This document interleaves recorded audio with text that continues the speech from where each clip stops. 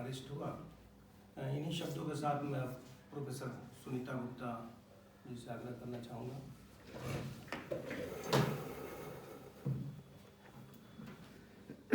Hello, 16 जनवरी का वह दुखद दिन, अभी हम कई साहित्यकारों के जाने के गम से उबर नहीं पाए थे, तभी वीरेंद्र यादव जी के आकस्मिक मृत्यु की सूचना मिली।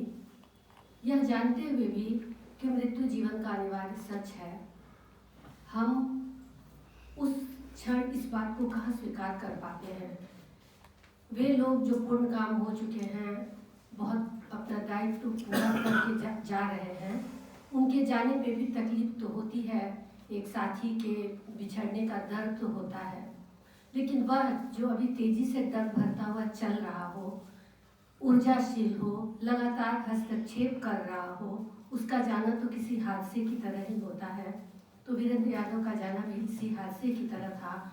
अभी हमें उनसे बहुत उम्मीद थी, लगातार वो लिख रहे थे, हस्तक्षेप कर रहे थे, अपनी आवाज़ उठा रहे थे, और ऐसे दौर में अभी हम लोग लगातार देख रहे हैं, अभी जो उदाहरण हमारे सामने है, सत्ता और साहित्य के संघर्ष का कुलपति के द्वारा जो व्यवहार किया गया वह हमारे सामने है, और हम देख रहे थे कुलपति ने जो व्यवहार किया वो उनसे इससे ज़्यादा की उम्मीद की नहीं जा सकती थी।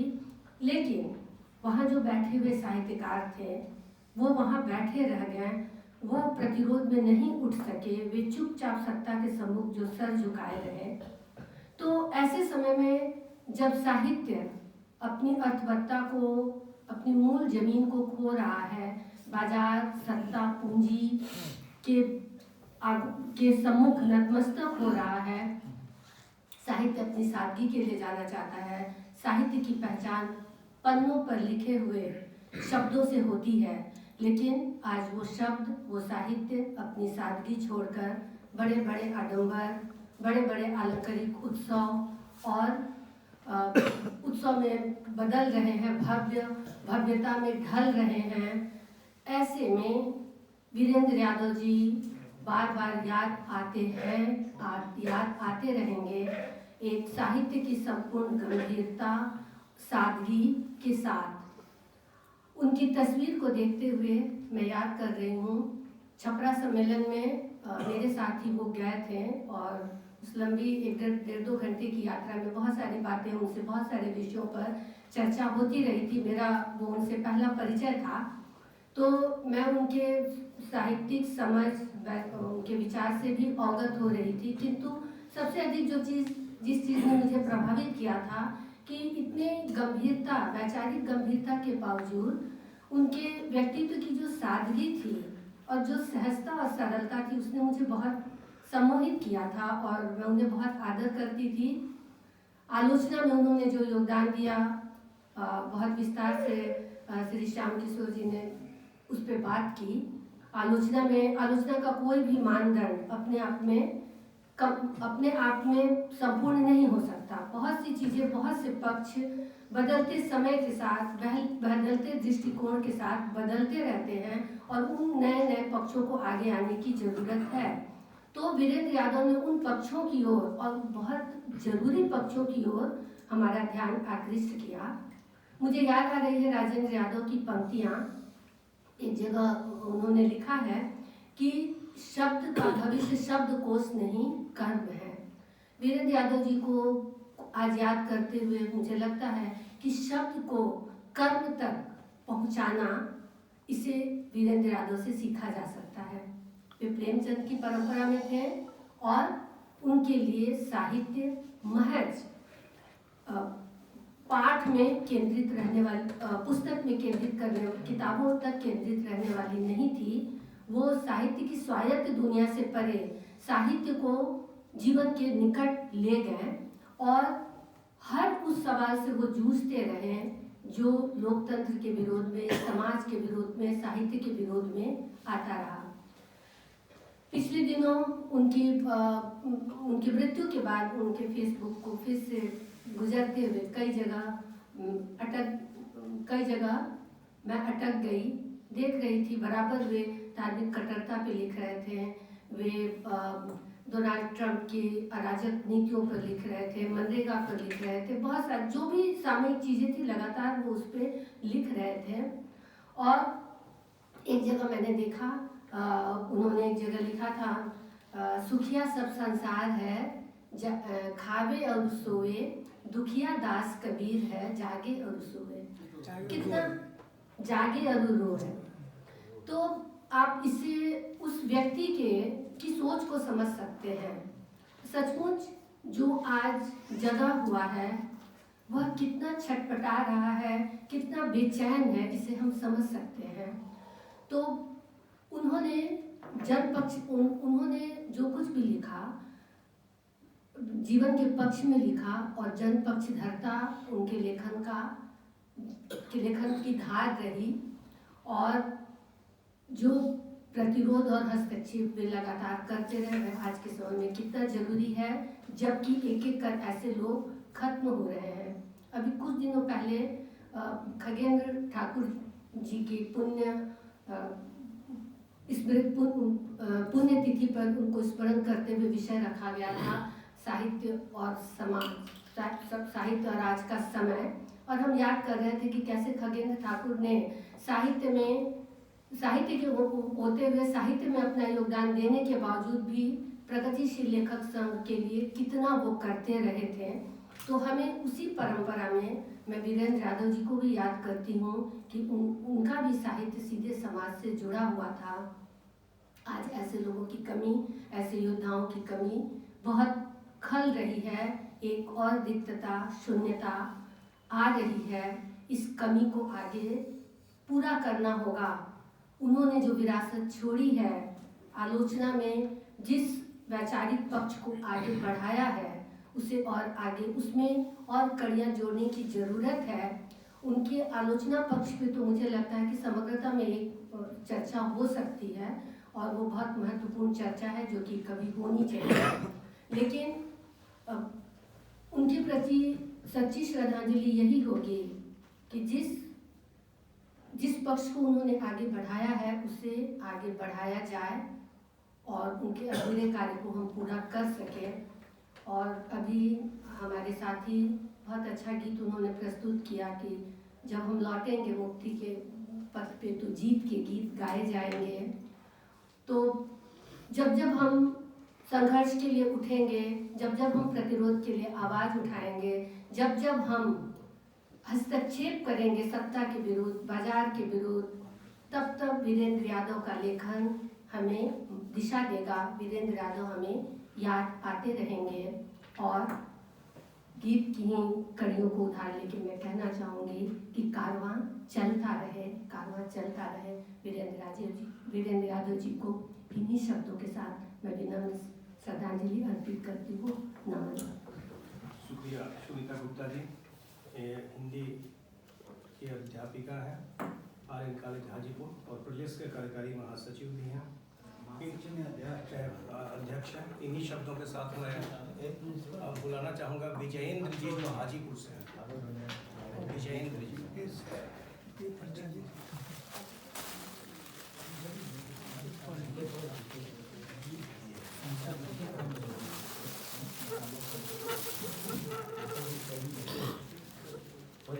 आदरणीय सदस्यों,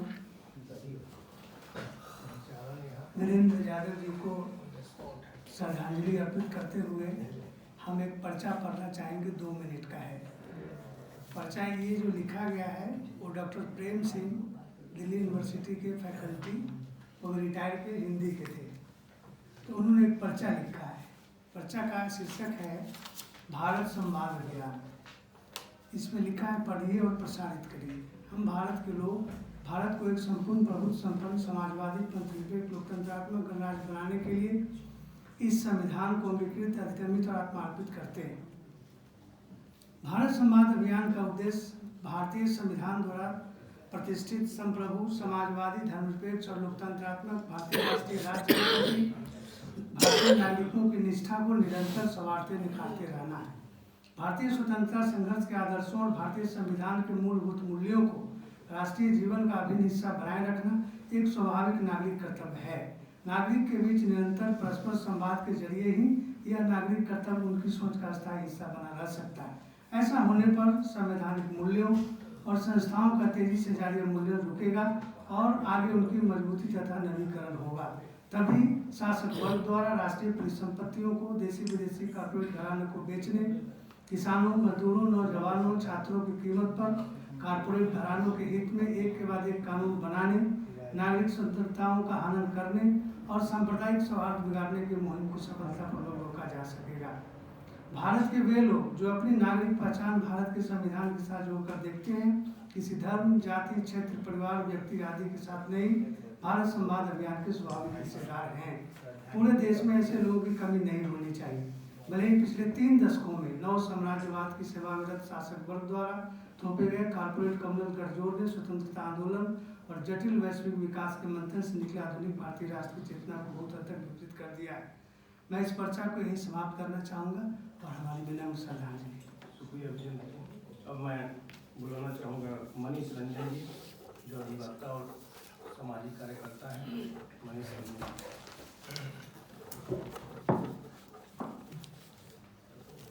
साथियों, जैन जी को श्रद्धांजलि व्यक्त करते हैं और उनके बारे में सब बात तो आ ही गई है और हम साहित्य से भी उतना जुड़े नहीं हैं तो विशेष नहीं कुछ कह पाएंगे, लेकिन 2-3 बातें जो अभी तक नहीं आई है कि वो मूलतः पत्रकार थे और पत्रकार बनना चाहते भी थे। शुरुआत भी उन्होंने की थी पत्रकारिता से और इंग्लिश में भी उतना ही लिखते थे, छपते थे जितना हिंदी में, पत्रकार के रूप में। और उनका पालन पोषण लखनऊ में हुआ था।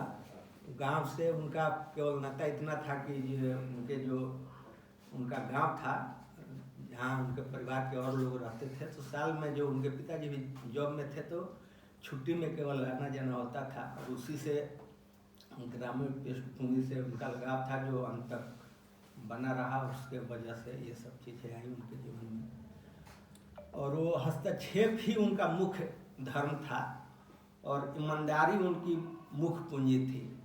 इसी के वजह से उतना प्रभावी रूप में काम कर सके अंत तक। कहीं से वो साहित्य के विद्यार्थी भी नहीं थे, न ही साहित्यकार उस तरह से साहित्य की रचना किए, लेकिन जो ईमानदारी और कमिटमेंट उनका था विचार के प्रति, समाज के प्रति, वही उनकी मुख्य पूंजी थी और उसी के आधार पर वो इतना स्थापित एक आलोचक के रूप में हम उनको जान पाए हैं।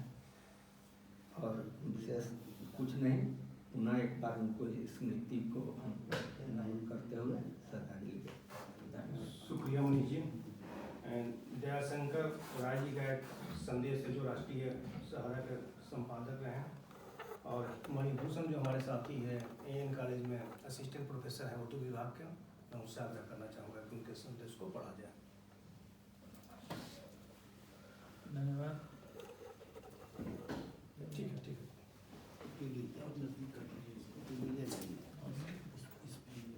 बोलिए, आवाज आ जाएगी, लाइट आवाज आ रही नहीं, लाइट चली आवाज जा रही है। संदेश काफी लंबा है, मैं उससे कुछ अंश पढ़ लेता हूँ। शीर्षक है एक जन बुद्धिजीवी का न होना। 16 जनवरी को 2 मनहूस खबरें मिली। सुबह सुबह इलाहाबाद में प्रोफेसर राजेंद्र कुमार जी सन्नाटा छोड़ गए और थोड़ी देर बाद ही वीरेंद्र यादव जी के न रहने की मनहूस और अविश्वसनीय खबर ने तो लखनऊ के बौद्धिक समाज पर एक वज्रपात सा ही कर दिया। वीरेंद्र जी के जाने से तो जैसे बहुत कुछ ठिठक सा गया। उनकी सक्रियता अभी बहुतों को चौंकाती थी और रास्ता भी दिखाती थी। जब उन्होंने सेहत की गड़बड़ी की वजह से दिल्ली पुस्तक मेले में न जाने की बात लिखी तो मैंने हालचाल लेने के लिए 13 जनवरी को फ़ोन किया। उन्होंने बताया कि यार दयाशंकर, शुगर लेवल बहुत बढ़ गया है, 600 पर पहुंच गया है। मुझे भी थोड़ी चिंता हुई क्योंकि उस दिन कमज़ोरी के चलते उनकी आवाज़ थोड़ी मध्यम सी थी। सेहत को लेकर एहतियात बरतने की हिदायत के साथ मैंने जल्द ही मिलने आने को कहा, लेकिन यह सब इतनी जल्दी हो गया कि किसी को अब तक विश्वास नहीं हो रहा है कि वे हमारे बीच नहीं हैं। उनकी बौद्धिक और भौतिक सक्रियता देखते हुए उन्हें अभी 10 साल तो इस रूप में सक्रिय रहना ही था, और यह आज के कठिन और बेहद चुनौतीपूर्ण दौर की बहुत ज़रूरी मांग भी थी। आधुनिक और प्रगतिशील सृजनात्मकता और चिंतन धारा के प्रति तो उनकी सजगता गजब की थी, खासकर प्रेमचंद को लेकर। इधर ऐसा देखा गया कि प्रेमचंद पर कई तरह से कुछ लोगों ने सतही मूल्यांकन करते हुए बहुत छिछले स्तर पर उतरकर उनका चरित्र हनन तक शुरू कर दिया था। दलित लेखकों की एक जमात भी प्रेमचंद की कुछ कहानियों को लेकर उन्हें दलित विरोधी सिद्ध करने का अभियान छेड़े हुए थी।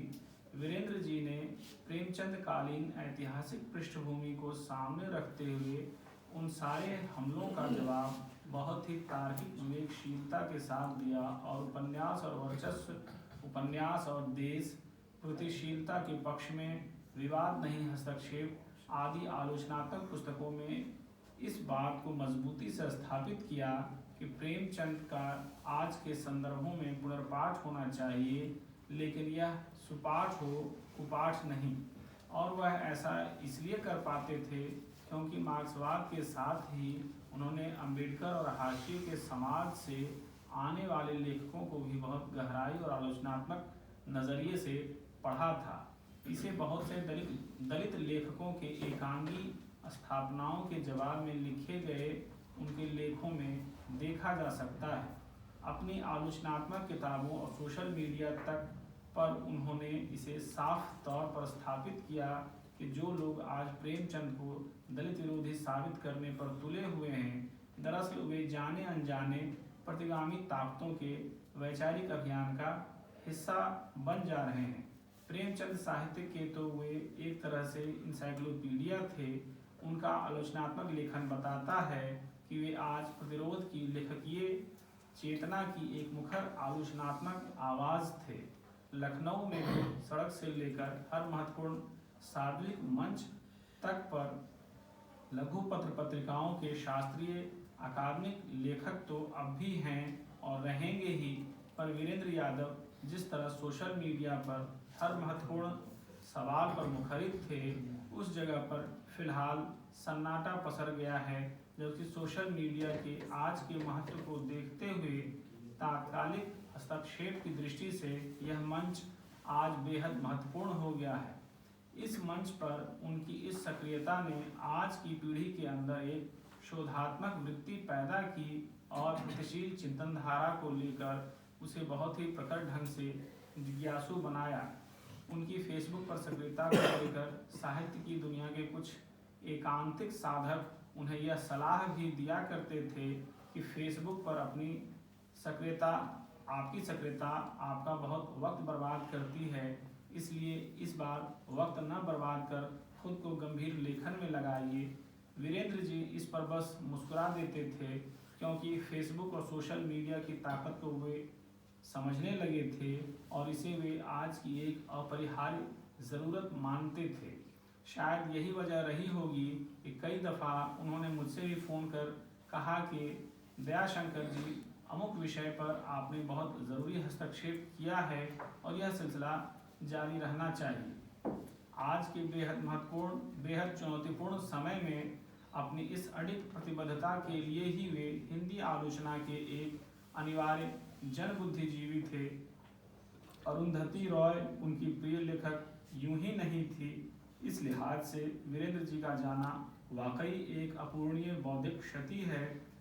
प्रतिरोध की बौद्धिक सक्रियता और निरंतरता को जारी रखने के लिए हिंदी के बौद्धिक समुदाय को इस कमी को पूरा करने के लिए खुद ही तैयार करना होगा। यह जिम्मेदारी लेकर ही उनकी हस्तक्षेप की जन बौद्धिक भूमिका को आगे बढ़ाया जा सकता है और यही सही मायने में उन्हें याद करना होगा। धन्यवाद। शुक्रिया साथी। अब हम लोग तनवीर अख्तर साहब के पास चलें, जो राष्ट्रीय महासचिव हैं इप्टा के।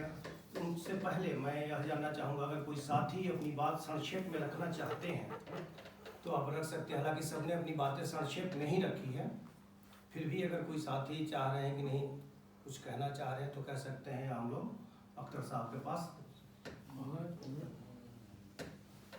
ठीक है सर, इस तरफ से एकदम खुला मैदान है। ठीक है, शुक्रिया। शुक्रिया साथियों, यहाँ पर सभी जितने भी हमारे साथी हैं उन्होंने विस्तार से वीरेंद्र भाई के बारे में, उनके साहित्यिक गतिविधियों, उनकी जो किताबें हैं उनके बारे में, उनके विचारों के बारे में यहाँ उन्होंने रखा है। अब इस पर बहुत ज़्यादा बात करने का मौका नहीं है, लेकिन एक पक्ष है जिस पक्ष को हम समझते हैं कि एक नए ढंग से सोचने की ज़रूरत है और देखना चाहिए, जो वीरेंद्र जी में है, जिसको अभी तक हम यहाँ पर शायद मेरे ख्याल से अंडरलाइन नहीं कर सके। चूँकि मैं स्वयं में प्रदर्शनकारी कला से जुड़ा हुआ साथी हूँ, प्रदर्शनकारी मतलब परफॉर्मिंग आर्ट का आपको एक्टिविस्ट हूँ, और मैं साहित्यिक ऑर्गेनाइजेशन का एक्टिविस्ट नहीं, लेकिन दोनों के बीच एक गहरा रिश्ता है। और ये रिश्ता आप जब देखते हैं तो 1943 या उसके पहले प्रगतिशील लेखक संघ की स्थापना से लेकर के इप्टा की स्थापना और लंबे समय तक इन दोनों ऑर्गेनाइजेशंस के कई, सब लोग तो नहीं लेकिन कई ऐसे थे जो एक्टिविज्म के तौर पर इप्टा और पीडब्ल्यूए के साथ बहुत गहराई से जुड़े हुए थे। इप्टा के बहुत लोग बहुत गहराई से पीडब्ल्यूए या उस वक्त के लेखक संगठनों से जुड़े हुए थे, और कई लेखक संगठन के महत्वपूर्ण लोग थे जो मतलब इप्टा जैसे ऑर्गेनाइजेशन से जुड़े हुए थे। इसकी खास गिरावट जब आती है, जब फिर से पीडब्ल्यूए का गठन होता है और फिर से इप्टा का पुनर्गठन होता है, ये सबसे बड़ा शार्प अंतर आया हिंदी पट्टी में, सिर्फ मध्य प्रदेश को छोड़कर पूरे इंटायर हिंदी प्रदेश में यहाँ के लेखकों का, यहाँ के कवियों का, यहाँ के आलोचकों का प्रदर्शनकारी कला से कोई बहुत सीधा रिश्ता उन्होंने नहीं रखा। और जबकि प्रदर्शनकारी कला संगठनों को हमेशा, खास तौर से इप्टा जैसे संगठन या जो मतलब अपने को प्रगतिशील मानते हैं और जनता के लिए नाटक करते हैं, जन पक्षधरता का नाटक करते हैं, उनको एक वैचारिकी खुराक के लिए ऐसे साथियों की बहुत सख्त जरूरत होती है। उन समय पर उनके इंटरेक्शन से वहाँ के कलाकार, वहाँ के दूसरे कार्यकर्ता जो परफॉर्मेंस करते हैं, एक्टर करते हैं, उनको समझ में आता है कि वैचारिकी की क्या ज़रूरत है, क्या आवश्यकता है, वो बढ़ करके उसमें करते हैं। तो मैं पटना में बहुत चंद लोग ऐसे थे जो इस तरह का काम करते रहे। उसमें एक प्रोफेसर विनय कुमार कंठ थे जो अब हम लोग के बीच में नहीं है। डेजी नारायण जैसे लोग हुआ करते थे हिस्टोरियन, जो अब हमारे बीच के इनमें नहीं है। और एक एक्टिविस्ट के तौर पर आपके साथ वो धरने पर भी नजर आएंगी और आपके ऑर्गेनाइजेशन और उसमें बैठती भी, रुचि भी लेती और आपको एक आइडियोलॉजी बेस देती है। और ये चीज़ अगर राष्ट्रीय स्तर पर हम लोग जब विचार करते हैं और देखते हैं तो सन 85 से लेकर आज तक वीरेंद्र यादव का बड़ा गहरा जुड़ाव इप्टा के साथ और ऐसे प्रदर्शनकारी कला के साथ उनका रहा है। चाहे वो सड़क पर गाना गाते हों हम लोग इप्टा के लोग, या दूसरे कार्यक्रम करते हो, या 2.5 एकड़ प्रेम की यात्रा निकालते हो, उसके पूरे कंसेप्ट में बैठ करके चीज़ों को एक वैचारिकी जो हम करने जा रहे हैं उसका वैचारिकी प्रभाव क्या हो सकता है, ये एक साहित्यकार, एक जो ऐसा आदमी है जो बुद्धिजीवी है, साहित्य लिखता है, सोचता है, वो ज़्यादा उसको आपके काम को वैचारिकी के रूप में समाज के सामने रखता है। ये अभाव आज के दौर में प्रदर्शनकारी कला के साथ बहुत ज़्यादा है, क्योंकि वैचारिकी रूप से प्रदर्शन को हमारे लोग नहीं रख पाते कि ये जो कोर्ट मार्शल हो रहा है इसकी वैचारिकी ये है, इस पर वो बहस कर रहा है। गिरगिट नाटक अगर आप कर रहे हो तो क्यों कर रहे हो, तो इसकी एक वैचारिकी है जिसको उजागर प्रदर्शन करने वाला तो नाटक किया खत्म किया उस पर बहस नहीं करता है। थोड़ा बहुत सुन लेता है। लेकिन वीरेंद्र जी के बारे में संक्षेप में अगर मैं सिर्फ इतना कहना चाहूँगा कि वीरेंद्र जी ने हमेशा इप्टा के वैचारिकी के कहीं भी आप मौका मिले बुला लीजिए, चले आते हैं, बढ़ के आपको हेल्प करेंगे, मदद करेंगे। नहीं, इसको इस तरह से सोचिए आप लोग। तो इस तरह से चाहे वो आगरा से हमारी यात्रा पुनर्गठन की शुरू हुई और अभी हाल में डाल्टनगंज तक चली हम लोग की यात्रा, मतलब ये जो पूरा आपको दौर है हमारा इप्टा का या इस तरह का, उसमें वीरेंद्र जी का जबरदस्त योगदान रहा, जिसकी वो क्षति हम लोगों को बहुत बड़ी क्षति है, जो वैचारिकी क्षति हमारी है, इसको भर पाना सच्ची श्रद्धांजलि यही होगी कि हमारे ऐसे साहित्यकार, ऐसे बुद्धिजीवी, ऐसे जो खास तौर से आलोचना के उसमें काम करते हैं, वो एक्टिविज्म के तौर पर भी चीज़ों को देखें और शामिल हों, उस चीज़ों को सामने लाएं तो ज़्यादा असरदार होगा। जब सब सारी विधाएं एक साथ मिलकर एक तरह से काम करेंगी, जब छात्र आंदोलन भी चलता रहेगा, साहित्य का आंदोलन भी चलता रहेगा, इप्टा का आंदोलन भी चलेगा, महिला आंदोलन भी चलेगा, तभी एक समग्रता में एक सोसाइटी पर उसका असर पड़ता है। उसमें पेंटिंग भी, ये सारी चीज़ें हैं। तो एक साथ जब हर एक विधा अपने पूरे उसके साथ होगी तो वो काम करेगा, और ये ज़रूरी है एक इंटरेक्शन एक ऐसा हो। तो वीरेंद्र जी की के प्रति हमारी सच्ची श्रद्धांजलि यही होगी कि हम कोशिश करें कि अपने कम से कम बिहार में, पटना में एक ऐसा वातावरण बनाए जिसमें हम आपस में वैचारिकी स्तर पर चीज़ों को अप्रिशिएट करें, तारीफ करें, आलोचना करें, कमज़ोर है तो कमज़ोर कहें, उसकी हिम्मत रखिए कि भैया आप घटिया किए हो, इसकी वैचारिकी बहुत गड़बड़ है तुम्हारी, और किए अच्छा तो हाँ बहुत बढ़िया, वैचारिकी के मामले में आपने इसमें ये चीज़ है, अच्छी बात है, लेकिन वैचारिकी गड़बड़ है तो वैचारिकी गड़बड़ है, इसमें यहाँ गड़बड़ है। मतलब आलोचना का मतलब सिर्फ आलोचना नहीं होता, वो तो आपको बताना पड़ेगा कि यहाँ गड़बड़ क्या है, ये चीज़ गड़बड़ हो रही है। क्योंकि एक पेंटर बैठे हुए हैं विशेषज्ञ की एक पेंटिंग थी, तो लोग किसी को पसंद आ रहा नहीं आ रहा, वो पेंटर खड़ा, कोई बड़ा पेंटर है, वो लोग मतलब उदाहरण देते हैं, बोले अच्छा कोई पॉइंट रख के बता दो कि क्या गड़बड़ है इसमें, कोई नहीं बता पाया क्या गड़बड़ है, तो बस गड़बड़ है। तो सिर्फ गड़बड़ जैसी आलोचना संभव अच्छी नहीं होती है, बल्कि ये आलोचना तब अच्छी होती है कि ये गड़बड़ है, आपका ये जो मफलर उड़े ये गलत तरीके से उड़े थे आप, इसको आपको ऐसे उड़ना है, ठंडा बहुत पड़ा था, ये आपको बताना पड़ेगा। तो बहुत बहुत शुक्रिया, और आने वाले दिनों में हम समझते हैं कि इन पर और हम लोग गहराई से विचार करेंगे। बहुत बहुत शुक्रिया, बहुत बहुत शुक्रिया, बहुत शुक्रिया सर। अब हम सभी एक साथ खड़े हो जाएंगे और 2 मिनट का मौन इस सिलसिले में रखेंगे।